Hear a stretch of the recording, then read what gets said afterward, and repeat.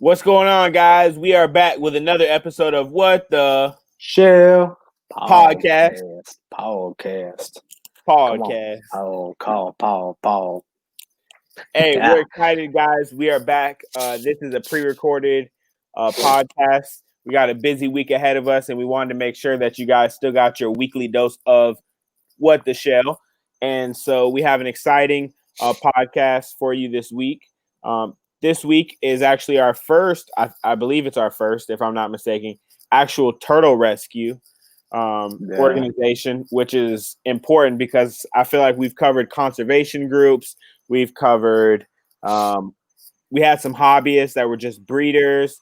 And now we're kind of getting into that other avenue that people, really wonder about, like what happens when a turtle's hit by a car or a lawnmower or a boat propeller. These things where, if people don't know, turtles are very resilient animals and they fight through a lot of things, but it's not without the help of some amazing people out there.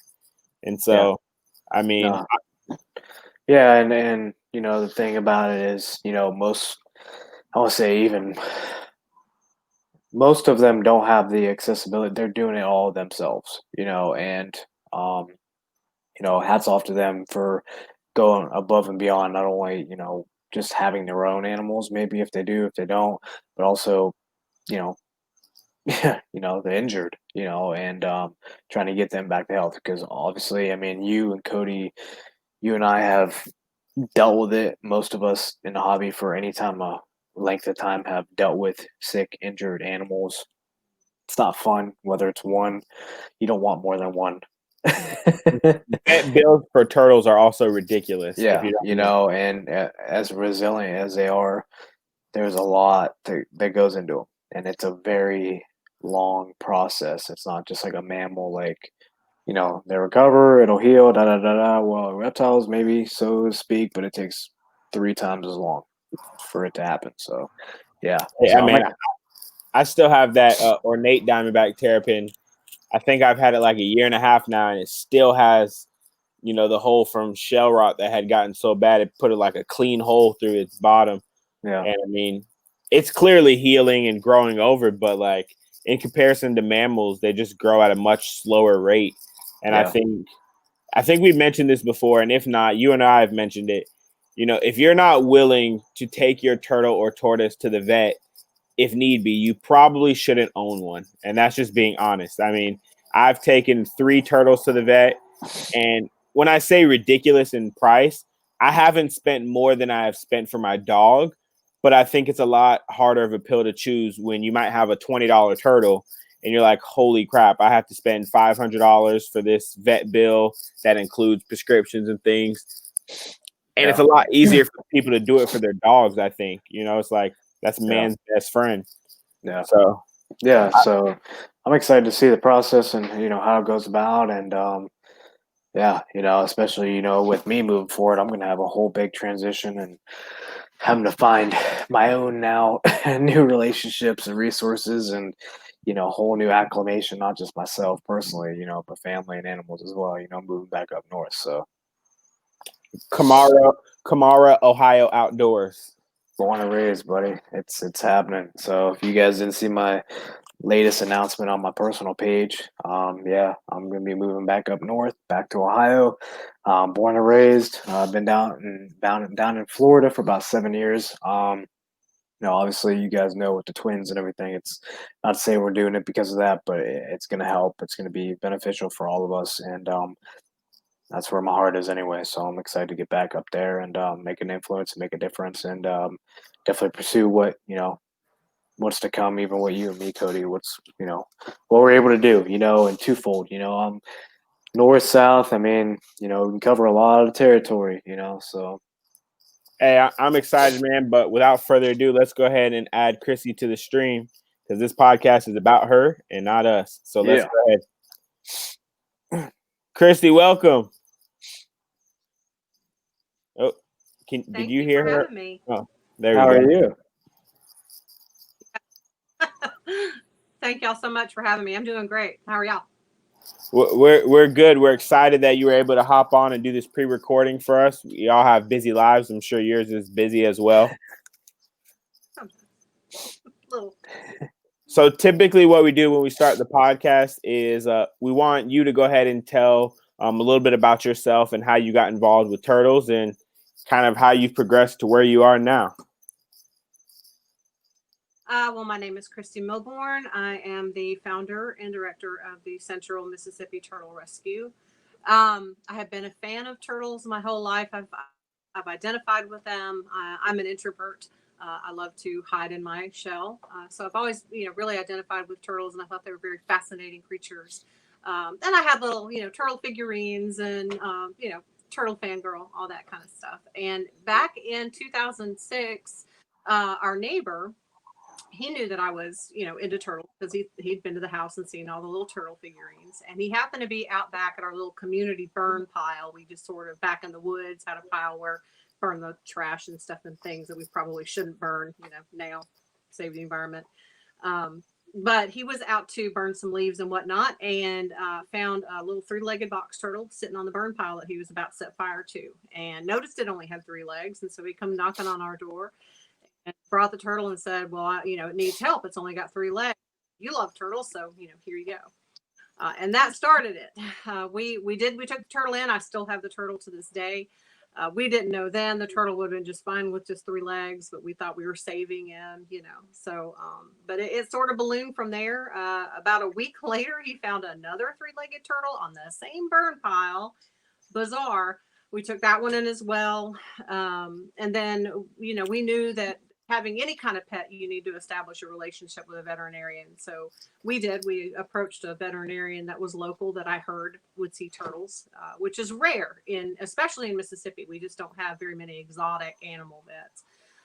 And he really wasn't one. He's an all animal vet, specializing dogs, cats, cows, pigs, that kind of thing. But he said, sure, bring your turtles in. So we did. And then he started telling people about us. When people would call and say, well, I've got this turtle, he would say, well, I know these people that can help you out. And one thing led to another. And we started taking turtles in here and there that would be hit by cars or found chewed by a dog or something like that. And then the process slowly increased, and we went and got our rehab permit through the Department of Wildlife. And then that was in 2013. And then 2017, we established our 501c3 nonprofit. And things really exploded after that point. It has gotten quite busy. We had been taking in, maybe 30, 40 turtles a year. And then right after we got our 501c3, I posted a little thing on our Facebook page and said, hey, here's a picture of this turtle that came into us that didn't make it because the people didn't know that we exist. It just took too long to get the turtle to us, and the turtle didn't make it. We didn't want that to happen to another turtle. So I begged people, hey, please share that we're around and we can help these turtles in Mississippi. And boy, did they. It's just one of those weird Facebook algorithms, but the thing went viral. In 2 days, it was seen over 800,000 times, shared over 43,000 times. Overnight, went from taking in 30 to 40 turtles a year to over 400 turtles a year. And we were not prepared. You need a YouTube. You didn't miss the bus, man. Not on that one. You almost were running for the bus. Yeah. Oh, it was insane. My phone didn't stop for about 48 hours. It was just a constant ding, ding, ding, ding, ding. And I was trying to answer all the people and, just being so thankful for all these people that I had no idea in a small state of Mississippi that there were so many people out there that loved and appreciated turtles. And I think that has been the most rewarding part of any of this, is realizing that it's not just me. I'm not the only one that thinks these creatures are just amazing. And there are people out there that stop and move them out of the road and bring them to us. We've had quite an adventurous year, and we haven't really been able to get out and to get turtles the way we normally would. And we've had to rely on Facebook volunteers to bring turtles from every corner of the state. And it's just been humbling to see people really care about them here. Ooh, so talk about it. Open up a can of worms. Let's go. You want to start off, or you want me to start off, Ed? Man, you're go for it.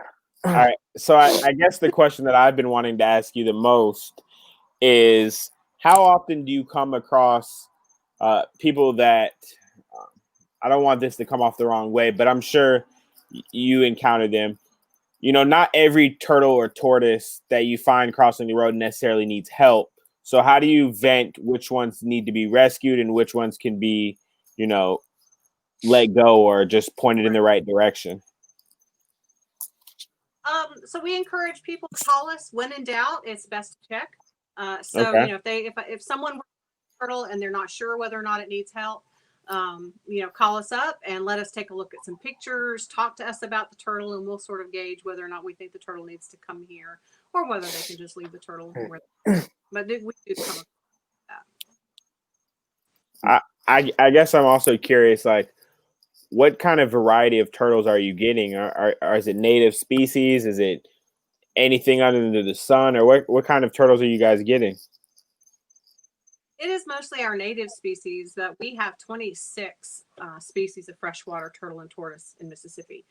So there are quite a lot of natives. We do get some exotic sulcata tortoises. I mean, they're just so cute, and they're breeders there, so they're ending up in the pet trade and then rescues like ours.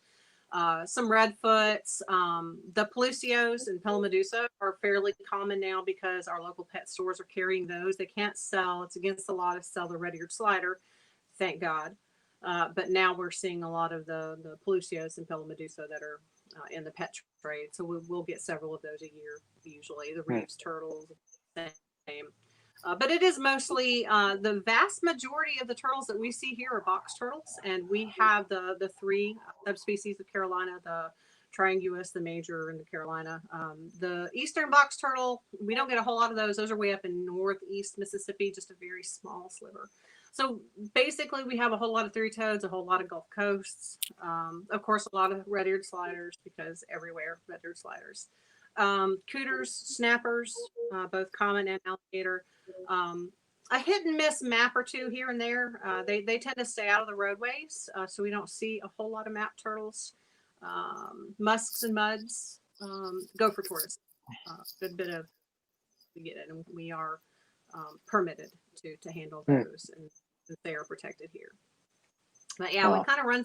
We have a whole lot of different animals here. Oh. No, it's funny because we had Grover Brown on our podcast last week from Mississippi. And so he kind of, I guess this is our Mississippi doubleheader.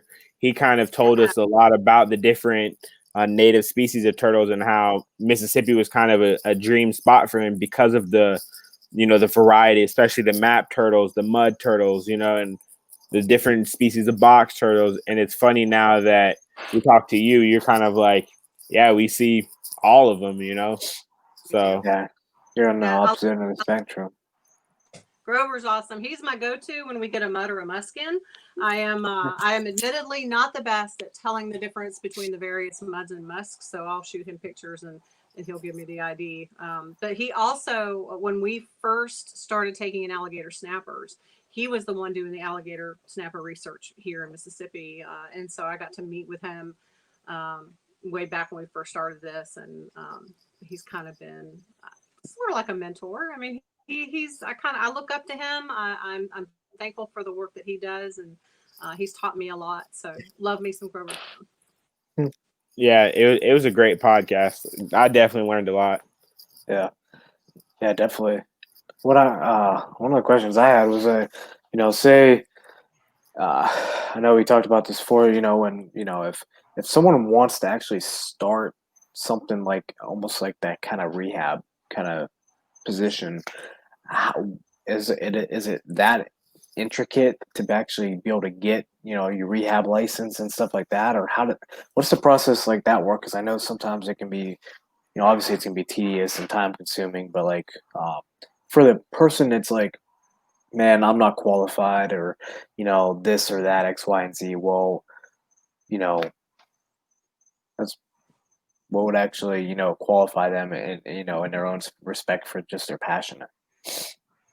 So I would say my number one piece of advice is don't let your fear overrule what you're trying to do. I almost did. I was terrified of being told no, and then I couldn't help these turtles, and that kind of held me back for a long time in advancing in what we're doing.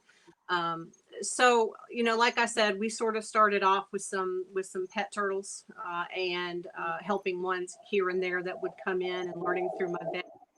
And then we actually teamed up with another organization here in the Central Mississippi area, and we were included on their permit as a sub-permittee.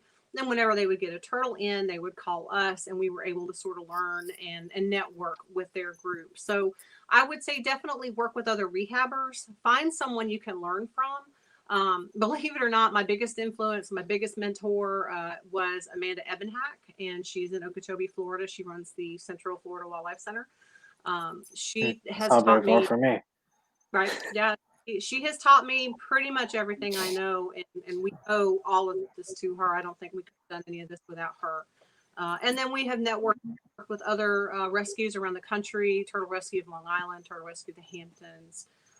And so it's important to have people who can teach you, who you can learn from. And then don't let that fear hold you back. Go for it. File for that permit. Talk to your wildlife people. Go through the effort of becoming a 501c3. We did this for a long time out of our own pockets. And that was excruciatingly expensive. We're just working class people. We work for the government. We don't make big money. And so that was very difficult.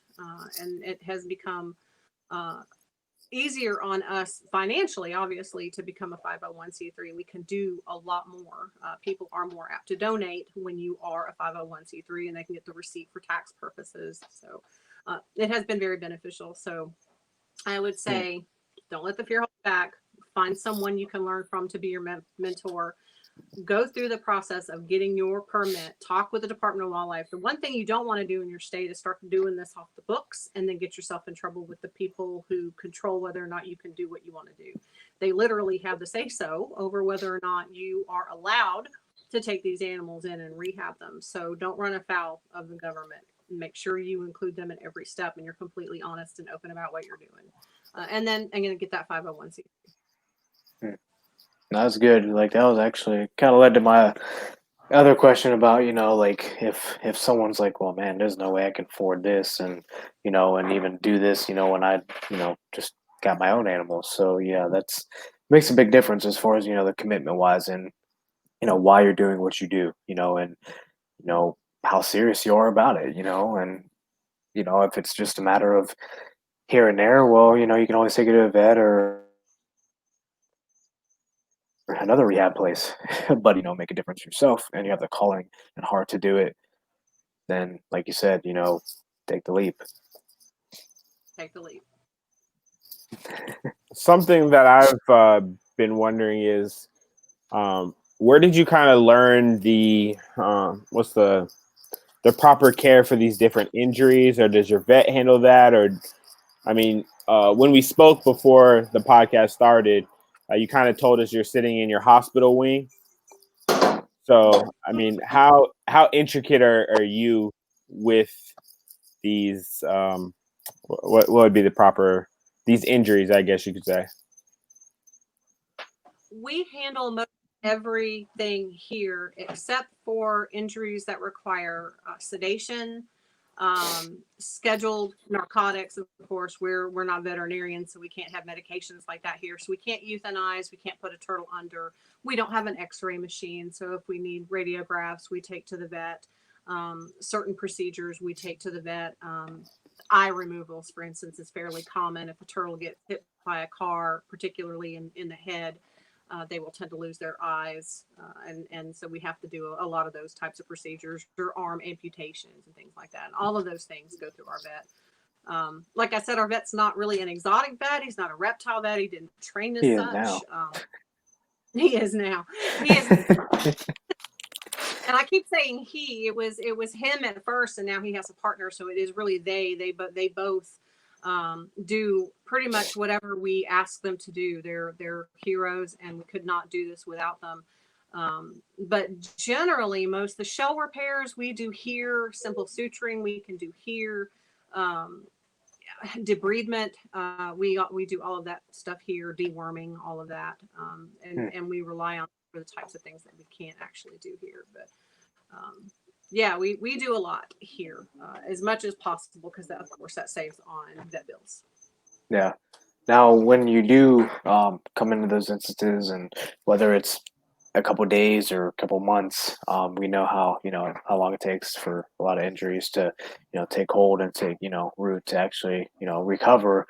Do you just try to find the best suitable habitat, or do you try to find as close as you can to wherever you found them? Our policy is to release as close to where we found as possible.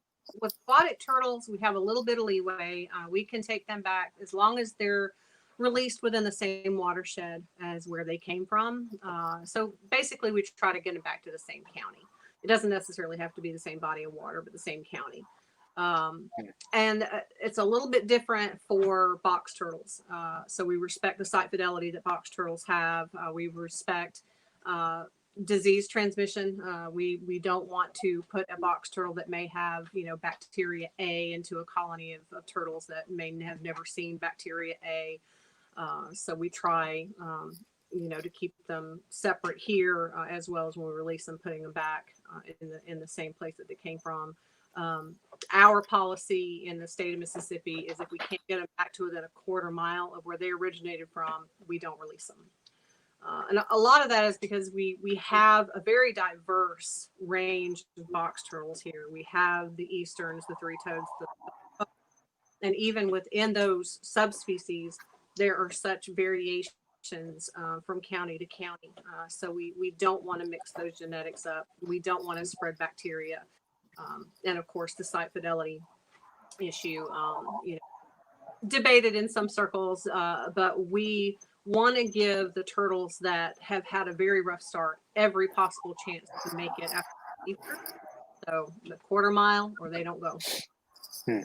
Interesting. Now with the tortoises, the protected species, obviously that's not up to us. We put them wherever the Department of Wildlife and the U.S. Fish and Wildlife Service tell us to.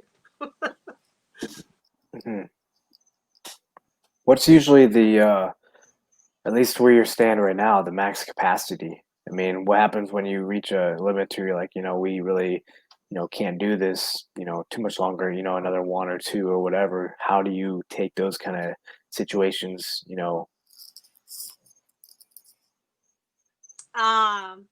If you want the honest truth, I downsized from a king size bed to a twin and moved some into my bedroom. I just can't envision ever turning away a turtle that needs help. I can't. I'm sure that there's a breaking point, that max number. I just can't imagine it. We will do whatever we have to do. If it means, moving furniture out or around, then we have and we will to help those animals. Come on, man. That's amazing. That is amazing. So I know. I love turtles. Well, I feel like this is a perfect time to kind of put the little bug in their ear, Ed. I believe it was before our podcast started. It's been a long day, so it could have been on the actual recording. But you mentioned how you guys are raising funds for a new building or a new, facility to serve as a hospital wing. And so can you go ahead and tell the viewers a little bit about that and, the purpose and how they can help from afar or even if they're nearby? Or Absolutely. So I think I mentioned that when we first started this, we were taking in 30, 40 turtles a year. So our turtle room or hospital room, it was the second bedroom in our home, and we only have 2 bedrooms. So we sacrificed the spare to be our turtle room, our reptile room, which worked great when we were taking in 30 to 40 turtles a year. We are now at 542 for this year, and it's only October, so the year's not over yet. And every single turtle that comes through here starts off in what we call ICU, or the turtle hospital, which is what you see behind me. I don't know if I move, you can kind of see a little bit of what's going on back there. Every one of those boxes contains a turtle. And before anybody asks what the bag is for, we live in the country and we have a lot of flies and gnats out here. So every box is put into a mesh bag to keep flies and gnats away from the turtles so they don't lay eggs in their wound and whatnot and harass them. But I didn't even see we it have a back, but whole that's lot of turtles genius. and not a lot of space. Here's one. Let's see. Wait, can you see him? There we go. Yeah. Fox turtle that came in early. Wow.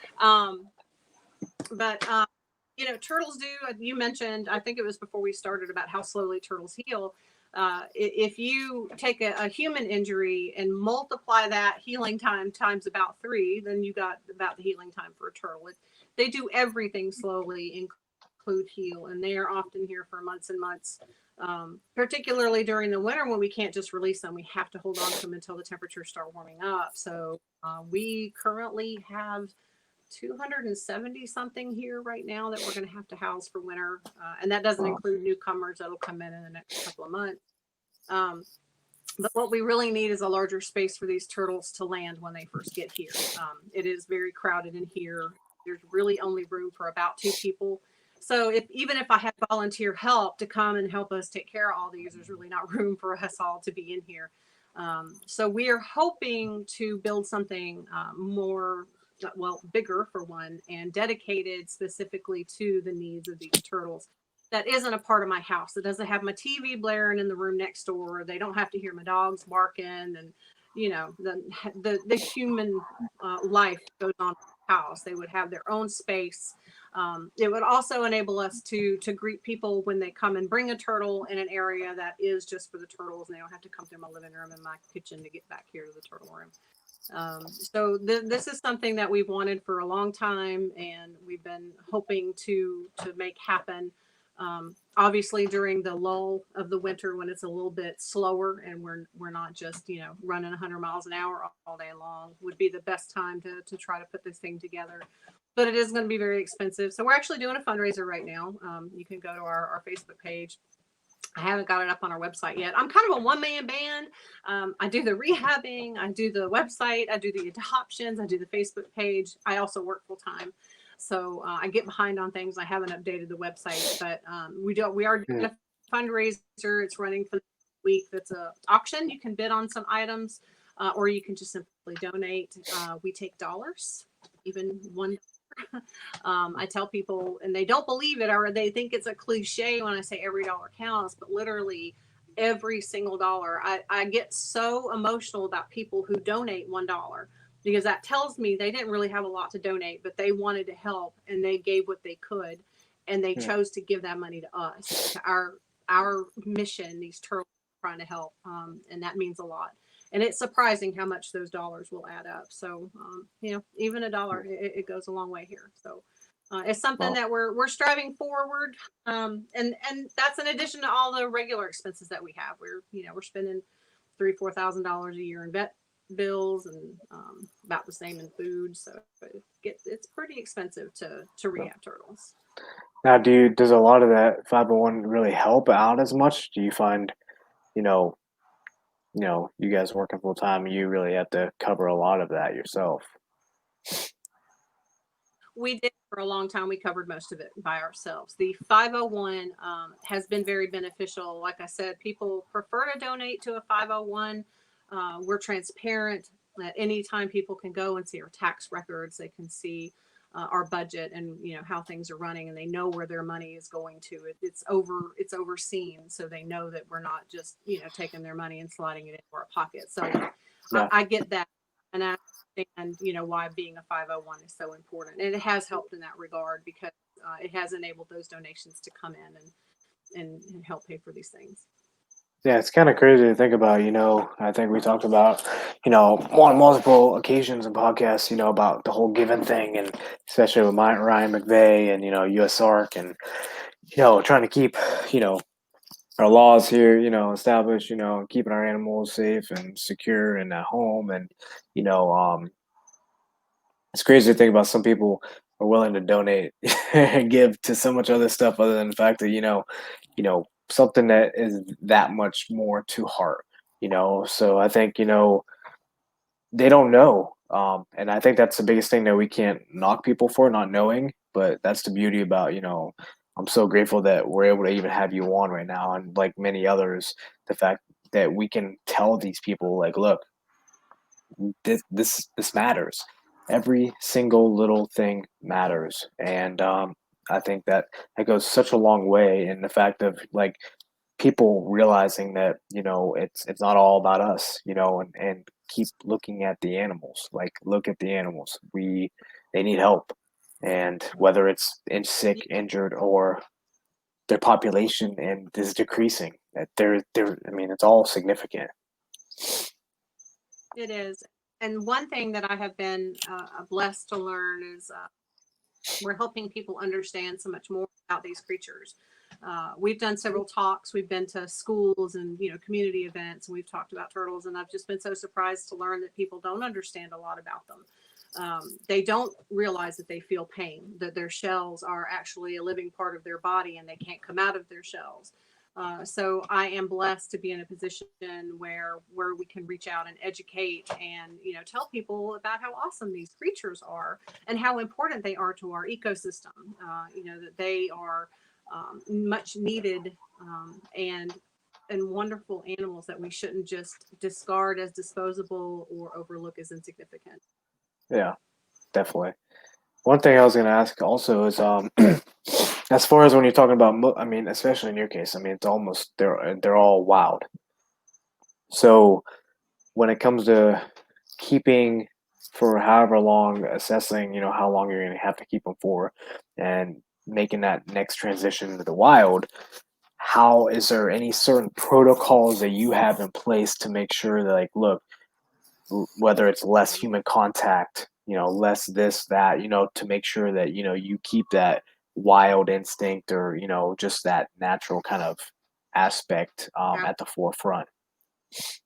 Absolutely. When they are in here in my ICU or turtle hospital, we're pretty hands-on. We have to be because they're injured. So every day we have to change their bandages or give them medication or whatever.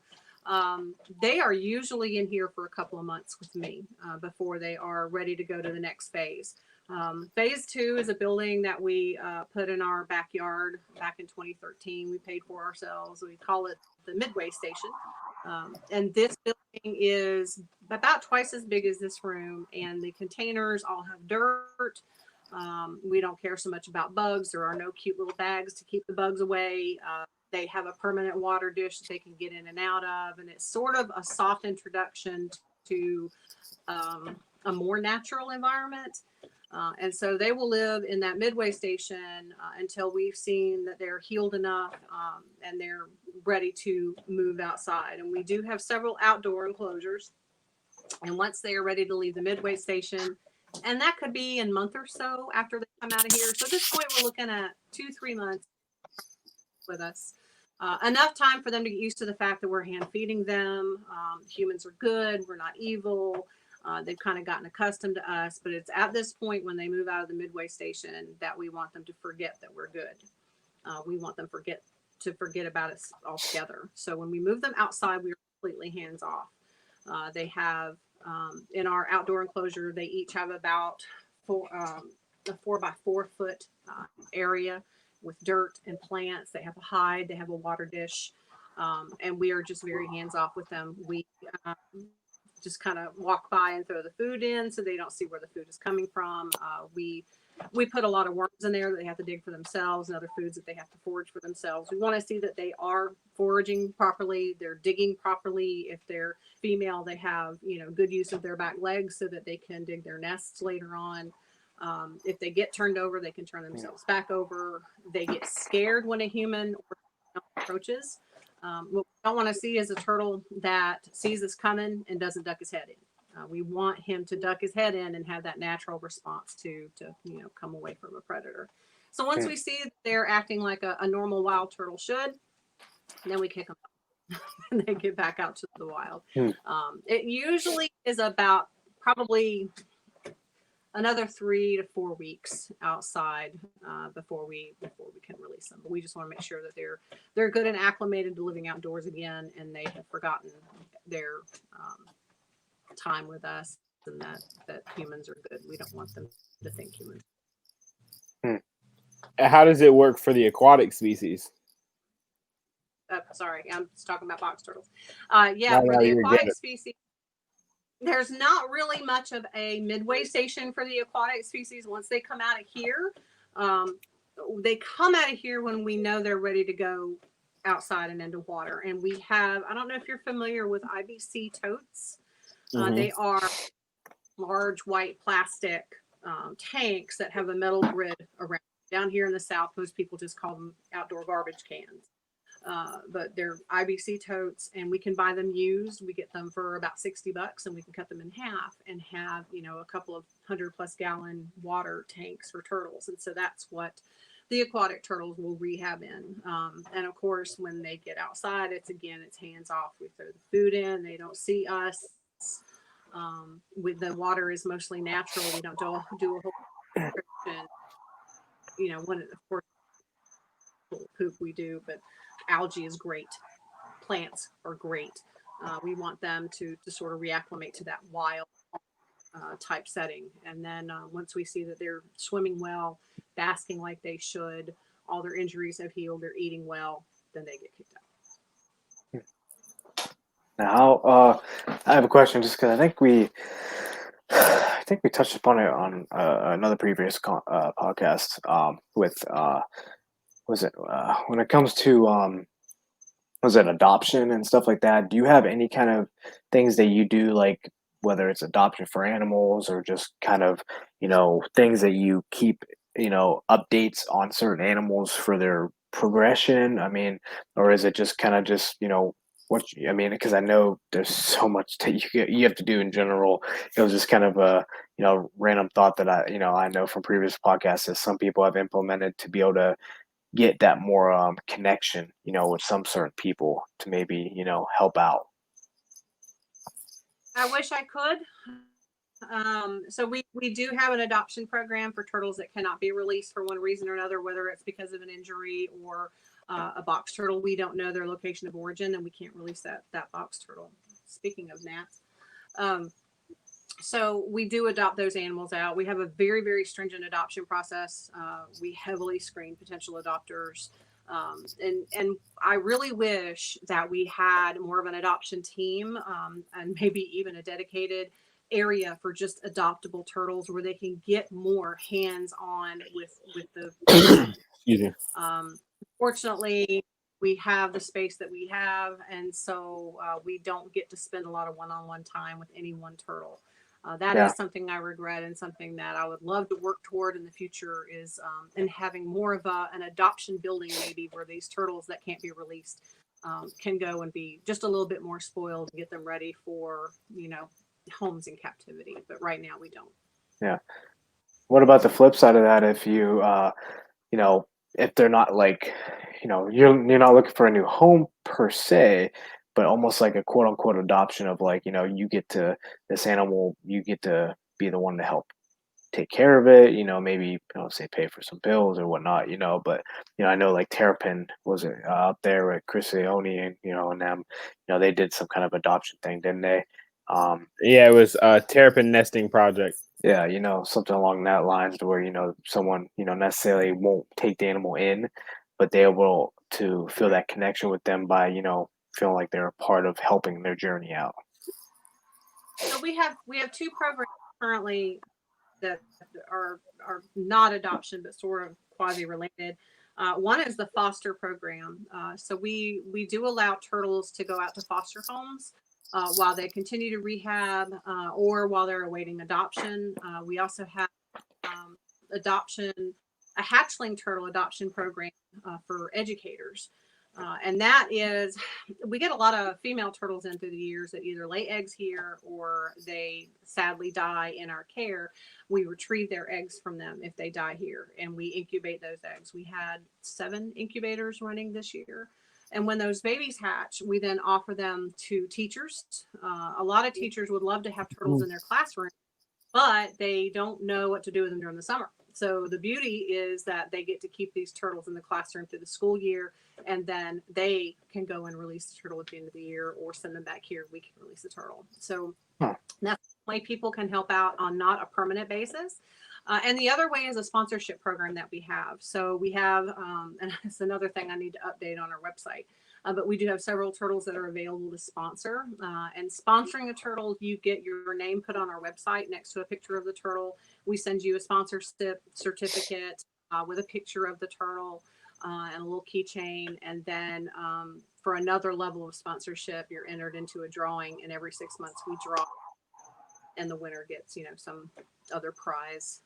So those are the two programs that we have where it's not quite as permanent, and one's even completely hands off. They can just feel a better connection and feel like they're doing something specifically for that turtle. And a lot of people really love to do that. It kind of gives them that sense of seeing their money go to a particular turtle, and then when that turtle gets released, they know they helped do that, and that's special for a lot of people. Yeah, and it even goes back to the original point of why we even do this. I mean, it doesn't matter whether you're from one of the end of the spectrum with with you doing what you do, or that one person helping to give back in their capabilities, even though they might not want your end, but like they're still able to give back and do their part, and feel like, look, no matter how little or how much, it doesn't matter, it's all significant. So I think that's that's crucial, nowadays, especially when you're talking about, you need people to feel that experience, feel that connection, and Right. something that they can't see or from a TV show or a book or something. And the fact that they're even going to that extent that they're doing that, I mean, that just goes to show you that there's something inside that's telling them, like, there's something more to this that I want to give or contribute or help. And yeah, and I look forward to even what's to come, even with you, because I mean, Cody, I know, you and me are backing, want to definitely help out any way we can and promote you and help this new facility and help get you guys off the feet any way we can, and it just, that's crucial. I mean, we can't, most people can't even fathom, going to the lengths that you're going to help these turtles. And I mean, like me and Cody said, before the podcast, it's like one or two. I mean, you don't want one or two, let alone hundreds, and that is, you already have a full-time job. I mean, that is, and I got twins, and I'm already like, oh my gosh, I couldn't imagine hundreds of turtles that I got to take care of, so that's, you have definitely have, you guys have a definite a I, heart. I think the most I've had to take care of, like, that have been sick or injured at any time is like two, and you're talking about hundreds of them. So, and I'm over here like beating myself up, like, oh my god, I'm dealing with this skin fungus on this one, and I got a nip here, and oh my god, and you're like, yeah, I have a box turtle that's been hit by a car. So Now, do you actually have to get like does your vet kind of like give you the go ahead as far as like when it's time that okay, it's sustainable, it's healed enough over that you can let nature take its course? No, our vet is very hands off. He trusts that we know what we're doing, and he knows that if we doubt, then we'll consult with him. But no, we're sort of in charge of knowing when they can go. Awesome. Now, what I know you. I'm going from the very beginning as far as stemming from the box turtles, and getting those three-legged ones, which might be a whole nother gene or something. I'm just playing. No, but how long were you doing that beforehand, as far as just involved with turtles or animals in general? To we've hit on this so many different times to where people, they won't seem like they're qualified or confident or whatever that you might call it internally. Be like, you go from just loving to, you almost like feel like you get this you get this moment or something that happens to where it's almost a flight or all in or not at all, and you decide to be like, look, I don't care about all that stuff that they say. I've been doing this enough and I had the right heart enough to actually just try to make a difference. I mean, did you have uh, any of that kind of, uh, I want to say, like, things going through your mind, or, any of that kind of stuff when that moment happened? I did. Okay, so the I guess the aha moment is what you're referring to. We did sort of have an aha moment. We were, like I said, sort of doing this on the side. It wasn't really a thing. It wasn't really in our minds that we were going to be this turtle rescue. In 2010, are y'all familiar with the Turtle Forum?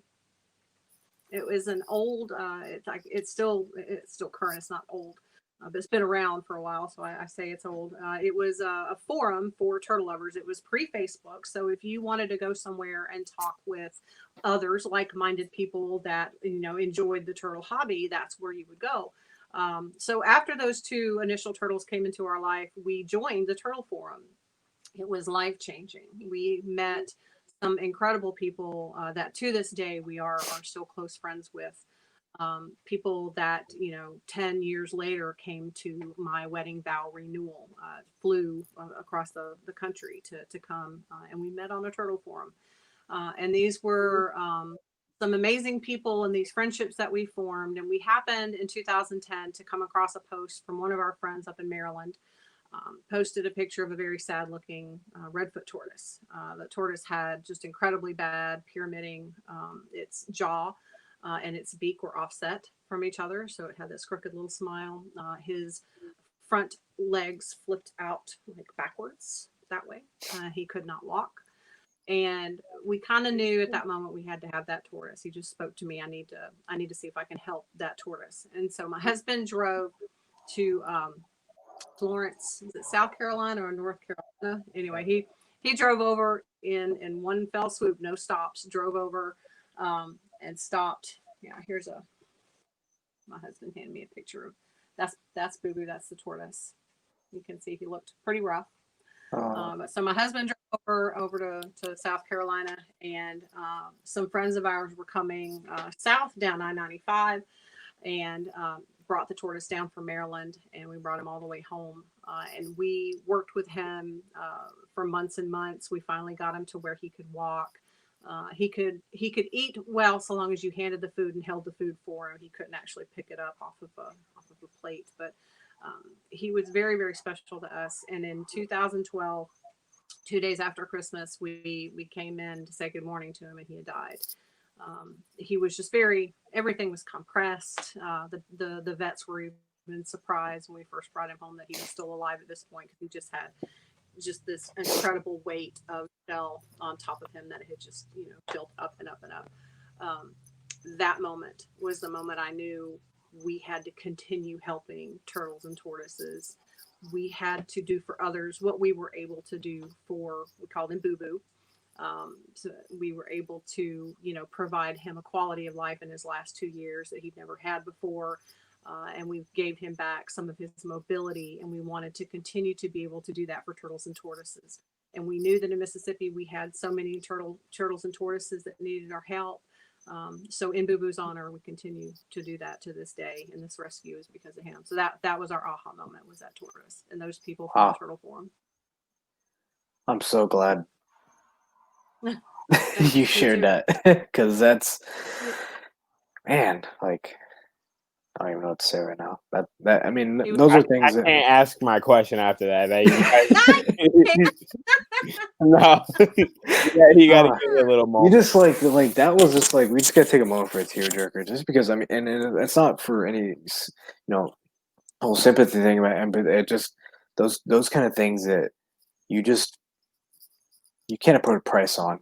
You can't put a work commitment ethic. I mean, it's something that, you have to do what you know is right. And we all have those moments in life to where we know we have to do what's right, not because we feel like we're all, we need to, but it's just an obligation, to be able to serve. And I think that's ultimately the thing that, us humans really desire. We need to feel like we need to serve a greater purpose, a greater reason for something, and whatever that might be. I feel like, and that's the good thing about most people that we have on, like you and everyone else, that, they have their all different kind of niche and where they feel that pull from. So, I mean, that, man, like, I don't even know what else to say. I'm going to ask the question. Some people don't know. Ask it, yeah. Okay. Do you guys ever rescue things other than turtles and tortoises? So we do, because I have an incredibly big heart and don't understand the word no. I knew it. I knew However, it.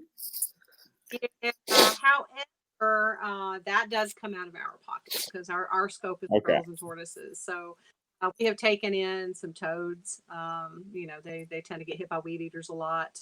We've taken in. We had a beautiful rat snake that something mauled like the last 4 or 5 inches of his tail away. I mean, just barely missed the cloaca. Oh. He still was able to.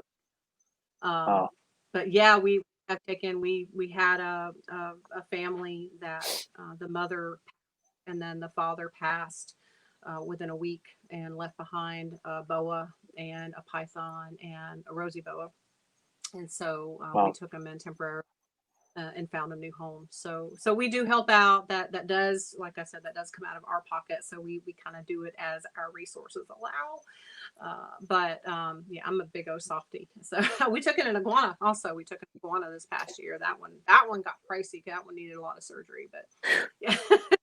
Dude, I mean, I think it's pretty astounding that someone actually brought in a toad from, like, I was going to say the same thing. I mean that is like Yeah. wow. Come on. I actually have I guess he's a pet now. That someone apparently had hit, I think with a mower. I guess it could have been a weed eater, but he lost one leg completely or mangled, and the other one was broken very badly. And our vet took him and amputated the bad leg, and we tried with him with the other one, but it's still, he can hop, but if he gets excited or startled, he flips upside down.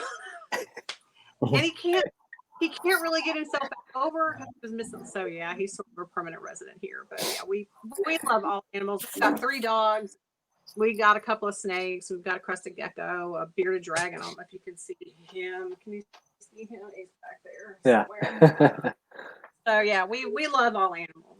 I've grown up around animals and have always had a big soft spot in my heart for them. So I was curious about another thing. Yeah. So you mentioned when your box turtles kind of go to that middle phase and then the phase before release, you feed them a lot of worms, I'm assuming foods that would be natural to you guys in Mississippi. What do you feed the aquatic turtles when they're in that stage before release? Yeah. Unfortunately, the aquatic turtles are still going to get a commercial diet from us just because my husband and I do both work full time. So right. We have to prioritize what we have time to do. And we don't really have time or the money to chop up a whole bunch of fresh fish all the time or put in live fish for them to chase. And I'm sure any aquatic turtle owner will tell you that, putting in live fish can also be harmful to the turtle if there's, a bite or, whatever. So, we don't usually put the other live things. So yeah, what commercial diet do you use?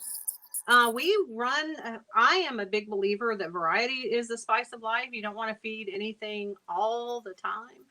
I love pizza, can't you tell?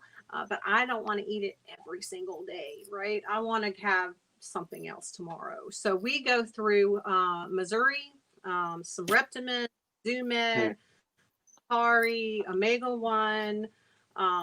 We do some of the koi fish food. We just sort of mix it up. We have a bunch, and people will donate stuff, and we'll feed that out too, just whatever.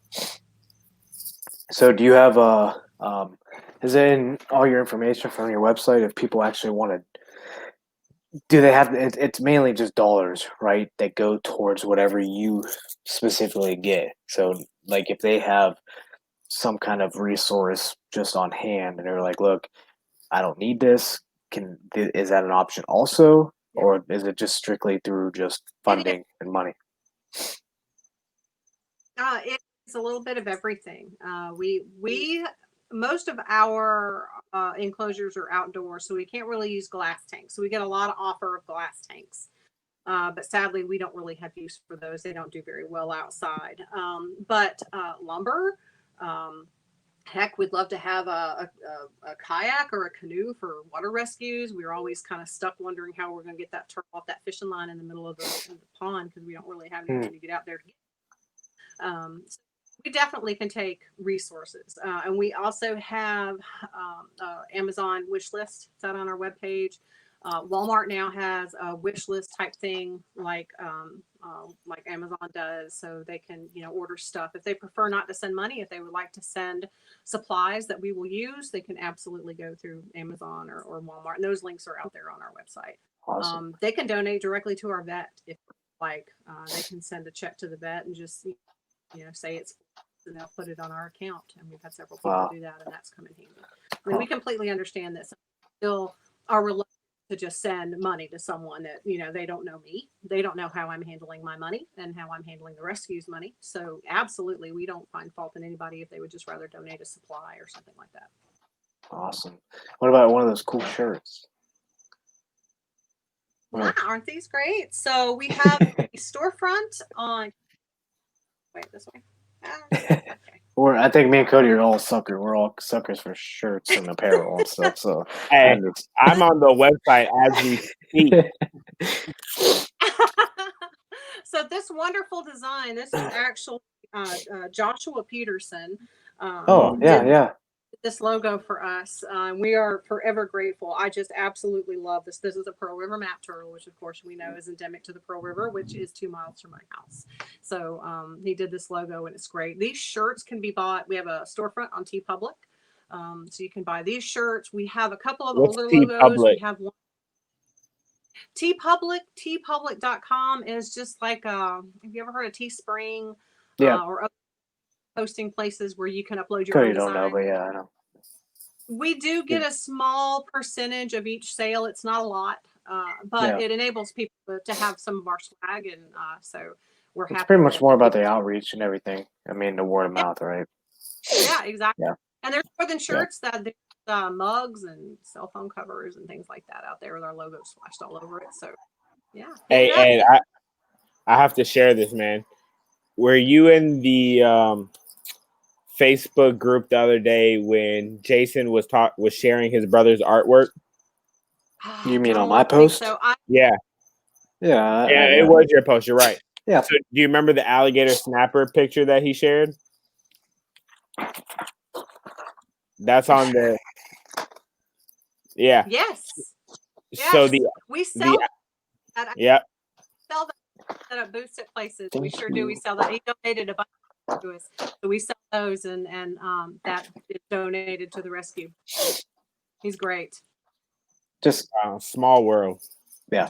No, that's and but that goes to show you, like, everyone has a piece in the puzzle. It doesn't matter where, what it is, and where, how significant or insignificant you think, and that's amazing that, someone that loves to do artwork to, someone that loves rehab to someone that, like me, big on conservation and wants to go to agree. I mean, you just, you find your niche, what you're passionate about, because guess what? If you're going to ever try to venture outside that, how much longer can you keep that up? Well, I actually met Joshua through his brother Jason. His brother Jason is a dear friend of mine, and was smaller world. We met him through the turtle. Okay. Another turtle family. Yep. I don't want to say I know Jason, but through passing in the Facebook group about diamondback terrapins, I mean, we've had conversations with him, and he seems like a great guy. Always has good, insight. Wow, that I don't think we can end much better than that. Connecting, I mean, essentially what you're doing to, if you don't know, Ed and I are both very passionate about diamondback terrapins. Awesome. I didn't get to ask you that question. Do you ever come across injured diamondback terrapins? Take a look. I can't remember if it's out on our website or not, but back in 2017, we got a call from West Memphis, Arkansas Animal Shelter. They had taken in their possession several diamondback terrapins, Mississippi Gulf Coast terrapins. So the story was, apparently there was a guy that was searching for scrap metal, and he stumbled upon an abandoned dishwasher behind a strip mall that I've heard that story 2 weeks previously. Asian. All right, so 21 diamondback terrapins were in that dishwasher. 2 of them had already died.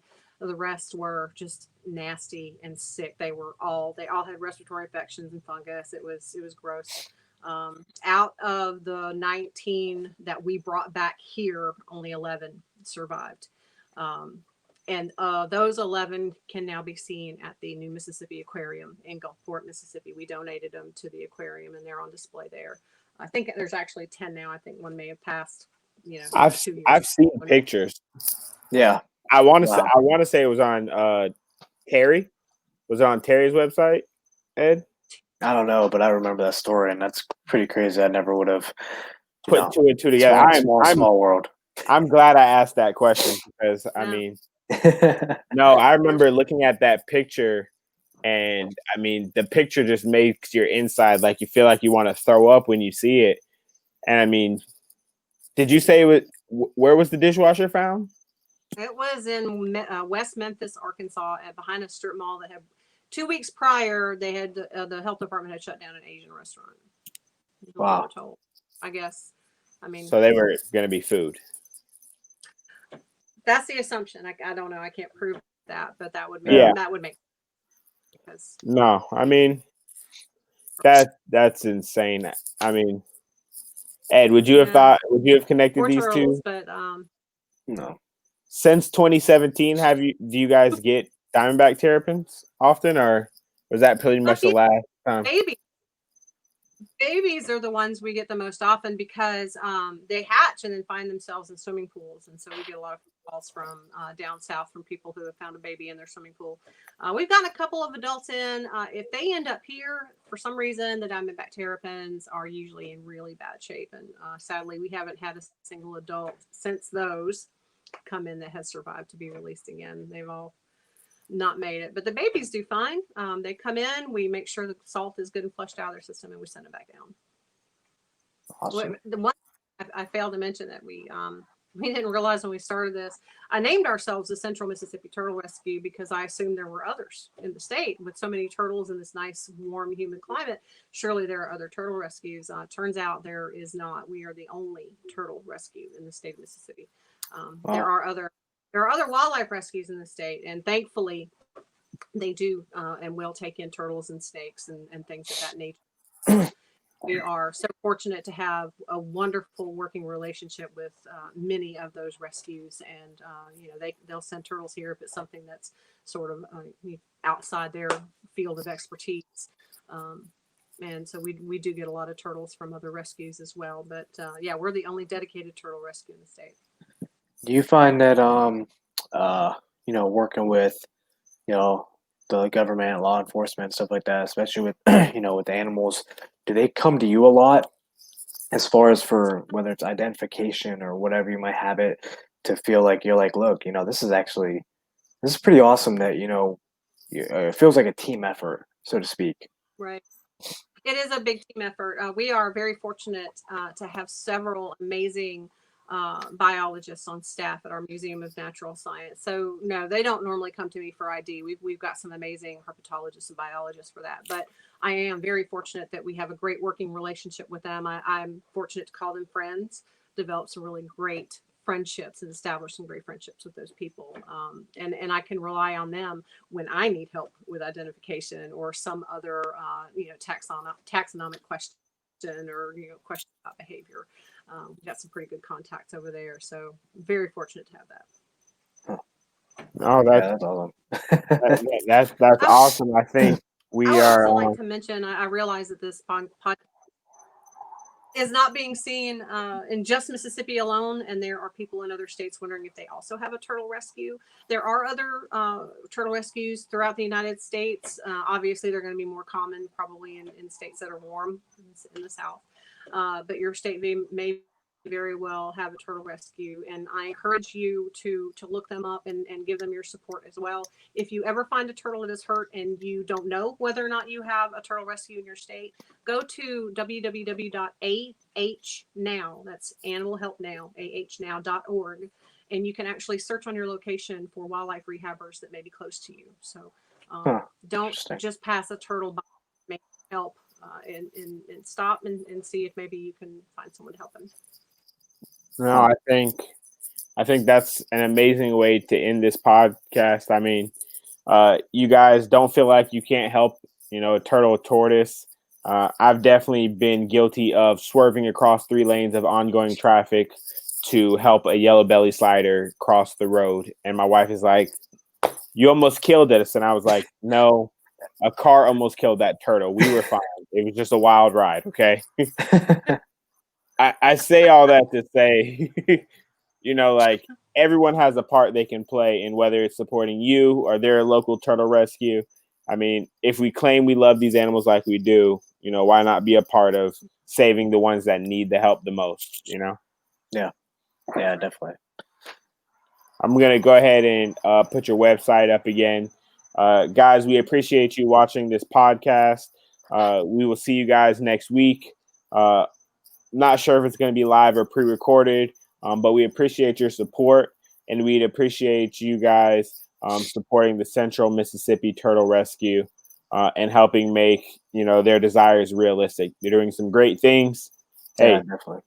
Maybe take this moment and not buy that amazing turtle that you've been waiting for, and support some that need some love and TLC. Dude, how about just coffee or something? Come on, man! Like get something else. Hey, we'll survive. So let's Starbucks can wait. Okay, yeah, Starbucks. for real. And that goes to show with the whole US ARC thing. It's $5 a month. I mean, come on. If you love it so much, not to say put your money where your mouth is, but just if you have the heart and you have that tug and pull, man, definitely go all out and definitely do everything you can within your means. And obviously, you're going way above your means. So we truly appreciate your time. We value the fact of the impact that you're taking on all those individual animals that you won't see them like giving you, high fives or thank yous and this and that. But just the fact that that you're making a difference. I mean, in and of itself, that's the most rewarding fact of it. Amen. So, amen. We, yeah. Yeah, for sure. I hope this friendship continues, and I hope you let us know if there's anything we can do down in Florida and up in Ohio for him. That's right. All right, guys. We will see you next week. This has been another episode of What the Chill Podcast. Yeah. We're talking with Mississippi accents now, right? No, that's Ohio, bro. What are you talking about, man? I'm from Florida, man. I don't know. I'm just getting my swag back. Come on. Oh man. All right, guys. You guys have a good night. Great night.